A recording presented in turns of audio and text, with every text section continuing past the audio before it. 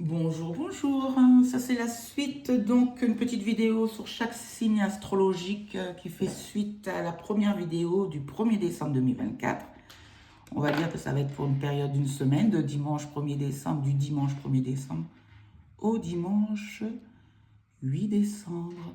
Pour les cancers, nous avions ce 7 d'eau et ce fou, précisé par ce fou, pour le 1er décembre.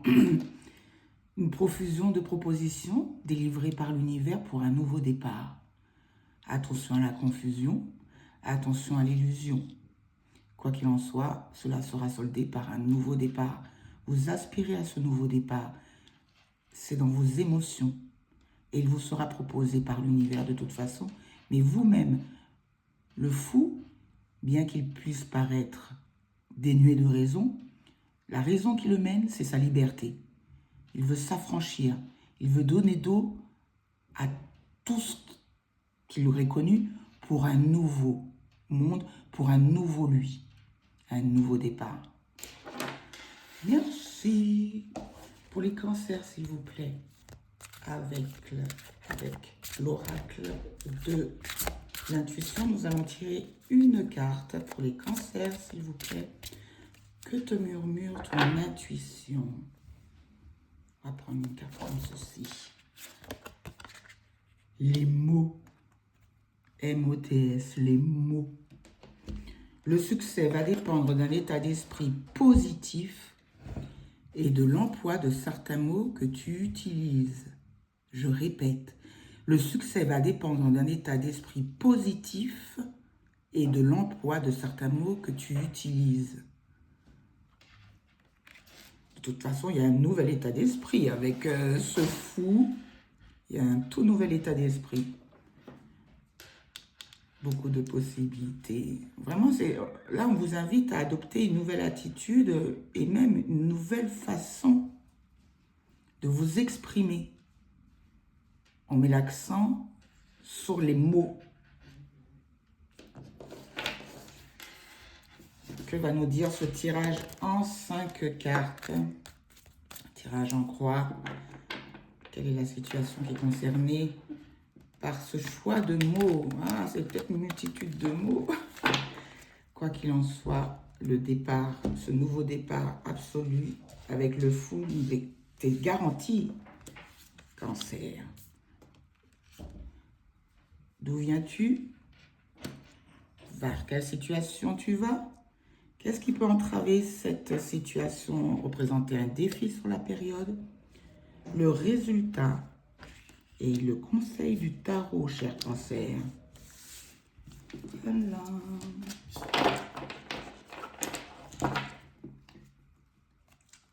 De la compétition, attention. En dos de deck, nous avons le 5. On va voir après. Il y a déjà tellement à dire sur les 5 premières cartes. Reine d'épée, une situation... Ah oui. Attendez, on va les mettre plutôt comme ça, hein, parce que moi, je les ai sortis dans ce sens-là. Voilà. Les 3 premières cartes, s'il vous plaît. Situation où tu sembles trancher, telle une reine d'épée. Elle a eu une expérience qui lui a coûté et maintenant elle prend des décisions avec discernement grâce à son épée, sans détour. Elle peut paraître un peu directive, mais hors de question pour elle de reconnaître, de retrouver les situations qui lui ont brisé le cœur. La reine d'épée, c'est une reine. Elle a de la sagesse, de la maturité. Mais, ou et, c'est pas mais d'ailleurs, c'est et la reine d'épée va utiliser cette sagesse pour se protéger. C'est la divorcée, la séparée du tarot de Marseille, la reine d'épée. Elle parcourt son chemin spirituel seule et elle est très attachée à la réalité et elle a le don de peser le pour et le contre assez rapidement. C'est son expérience qui parle. Vers quoi elle va, cette reine d'épée? Le 4 de bâton, une situation où on fête.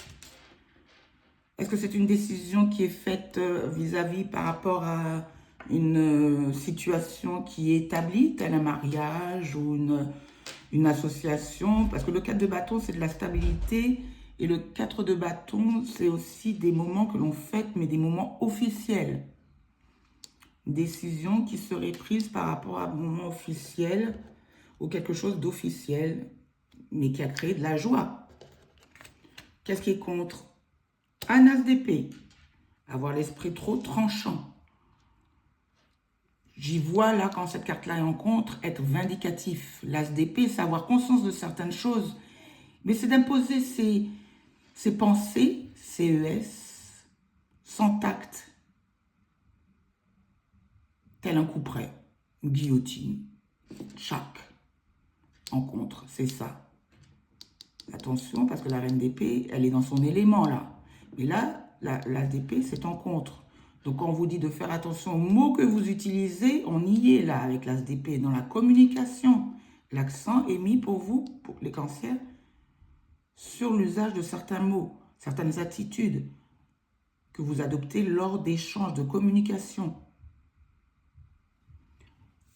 Le résultat, le 9 de Pentacle.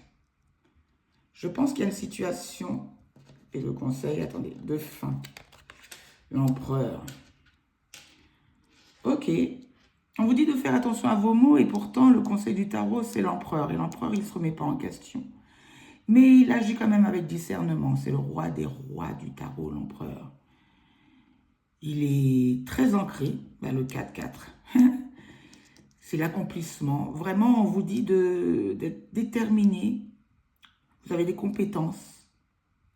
Là, il s'agit, je pense, vraiment de reprendre confiance en vous. Puisqu'il y a quelque chose qui vous garantit justement de la complétude. Un accomplissement personnel avec ce 9 de Pentacle. Et le conseil du tarot remet une couche dessus, puisqu'avec l'empereur, il met les choses en place. Il est déterminé. C'est vraiment un juste équilibre qu'il faudrait trouver pour ce nouveau départ, je pense. Entre une structure, parce que l'empereur peut être autoritaire, la reine d'épée également, mais de faire dans un gant de velours, puisqu'on vous dit de faire attention aux mots. Peut-être évoluer dans une structure très procédurière, très carrée. On peut être efficace dans le travail, dans la bonne humeur. Il y a quelque chose à réévaluer, je pense, sur votre façon de communiquer. Certes, puisqu'avec ces épées, pour trouver aussi votre accomplissement, pour que vous soyez bien. Parce que lorsqu'on s'adresse de façon maladroite à certaines personnes, souvent on le regrette après. Surtout quand on a une position de leader avec l'empereur.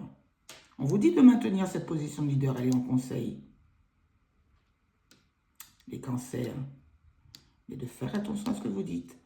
Mais de faire dans un gant de velours. Voilà comment je vois ce tirage-là. Merci à vous. À très vite les cancers.